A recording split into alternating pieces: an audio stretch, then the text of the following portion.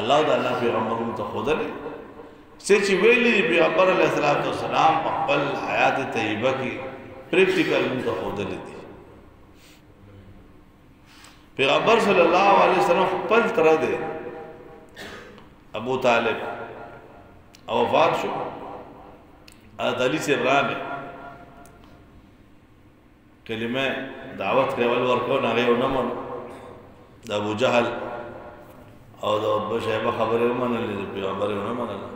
حالانکه ابو طالب ډېر لوی خدمت کړو د پیغمبر علیه السلام، ډېر سوچم سوچي شو هر ځای کې وسره کلک ولا په شیبه ابي طالب سوشل بایکاټ چې عربو کو مسره ولا خوشګم د کامیابی زیو التخطاش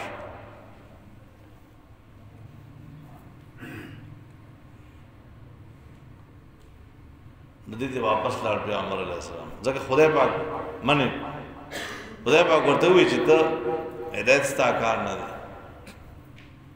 بیا لاړ.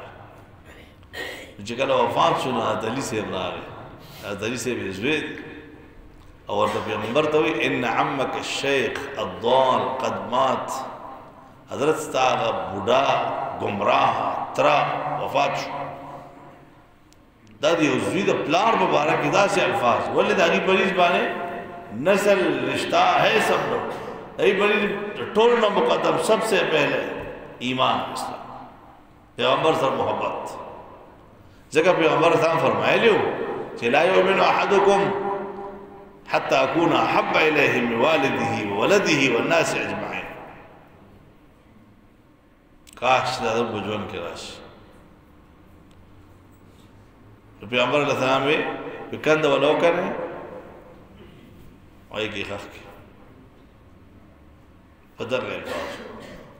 بل طرف ته سلمان فارسی د ایران نه راغله او پیغمبر علیہ السلام ورغای سلمان منا اهل البيت، سلمان زمون نه دی اهل بیت نه دی. ولی معیار تقوا ان اکرمکم عند الله اتقاکم. نو مونږ ټول الله پاک د دنیا ته د عبادت لپاره پیدا کړي. د عبادت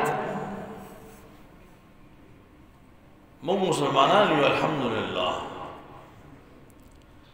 زمونږ هر عمل چې د الله د رضا لپاره او د رسول الله صلی الله علیه وسلم تعلیمات مطابق وي بس هغه عبادت دی. هر عمل مستقر عبادت ته وي.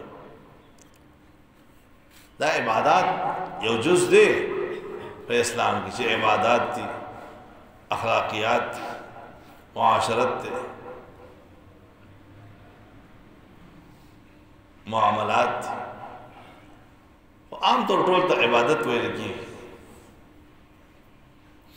صرف مونږ عبادت نه، صرف قرآن عبادت نه لوستل، صرف ذکر کول عبادت نه دی. که یو سړی په دکان کې ناست دی سهار تر ماښام ګوري، دی دروغ نه وایي، دی غلا نه کوي، دی دوکه نه کوي، دی ملاوټ نه کوي. نو هغې خلکو باره کې پیغمبر علیه الصلاة والسلام فرمایي چې التاجر الصدوق الامین، هغه تاجر چې هغه رښتینی وي، امانتدار وي، د هر قسم خیانت او دروغو نه پاک وي، دا به د انبیاء او صدیقین سره به حشر کېږي. څومره لویه درجه ده چې د چا نصیب شي.